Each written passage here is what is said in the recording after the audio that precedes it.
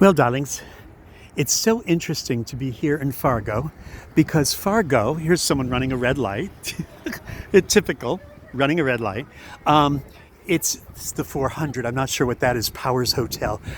Here's Burn Bombs. I simply j'adore shopping at Burn Bombs. Oh, now hiring. Apply inside. I wonder what they sell.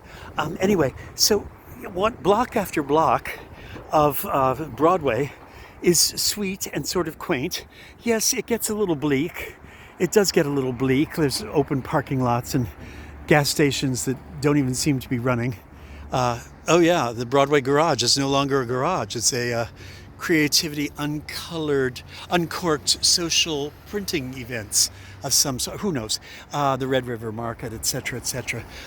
So, you know, and Casey is doing a show down there and is going to go to different restaurants.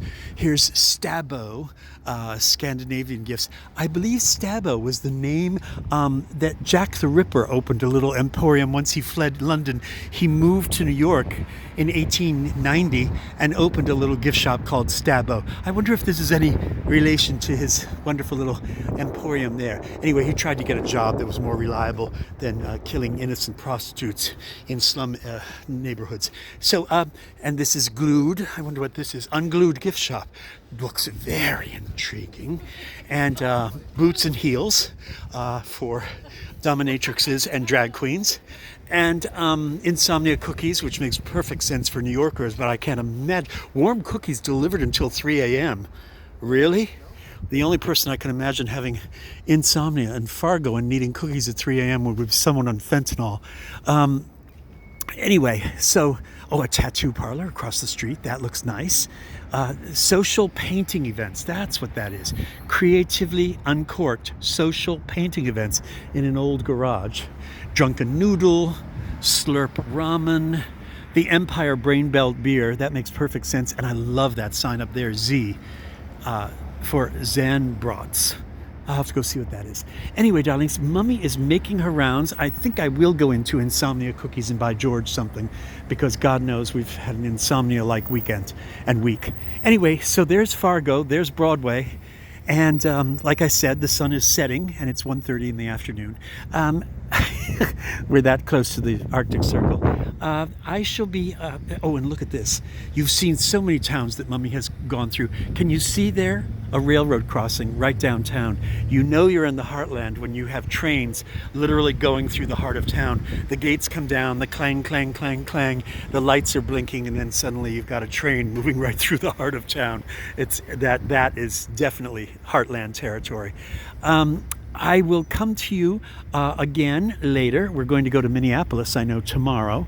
So we'll be still in the prairie, the northern prairie states. And I shall Tour-ette you from there. All right? Oh, some of these, does Mummy have timing or what? Does Mummy have timing or what? Look at this. As if on cue. As if on cue. Look at this. This is what I'm talking about, darlings. This is what I'm talking about. Of course, this car has to pull out in my shot, ruining my cinematography. They always do that, don't they? They either want autographs or they need to pull in front of the camera. Great Northern Bicycle Company and its little water tower. That's sweet. Look at this. Oh, there you go.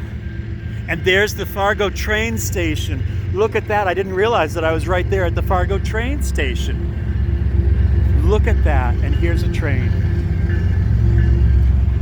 The Empire Tavern, Empire Liquors next door, and a train coming right through the heart of town. Now that's what I call America. That is America. Mummy's so tempted right now to run at the train and jump on board and let it take me wherever it's going. It would be exciting. I don't even have my hobo handkerchief on a stick or my any of my credentials as a hobo. By the way, for those of you that are wondering, hobo, what does hobo stand for? Homeward bound. Isn't that a nice piece of trivia? Look at this. Darlings, in a few years, there won't be any trains left, probably. The whole world is changing so quickly. Oh, well. And to think that just 25, 35 years ago, that building behind this train was a school, and the children would peek out from their classes and look at the trains going by. Children in geography class would wonder about the world outside of Fargo, and they would be excited to go and see it. Now, look at the world we've given them. Oh well. All right, darlings. Well, as I was about to say, Mummy is going to move on to Minneapolis tomorrow. I hope you enjoyed my little tourette, and I'm thrilled that I was able to get a train to come by on that exact moment and show you the trains that are literally coming through Midwestern towns like Fargo. This train goes on. I would love to close with the caboose, but I'm afraid this train goes on for another quarter of a mile. Yes, I'm looking. Oh, it looks like it goes on forever. Yes, it goes on forever and ever. Just think though, a generation back, people were standing at the Fargo train station, waiting there with their luggage, even in the coldest weather, waiting to get on a train and travel to wherever.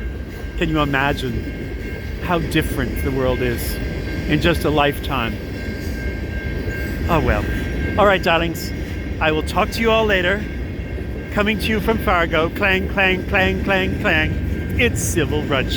A tout à l'heure, darlings.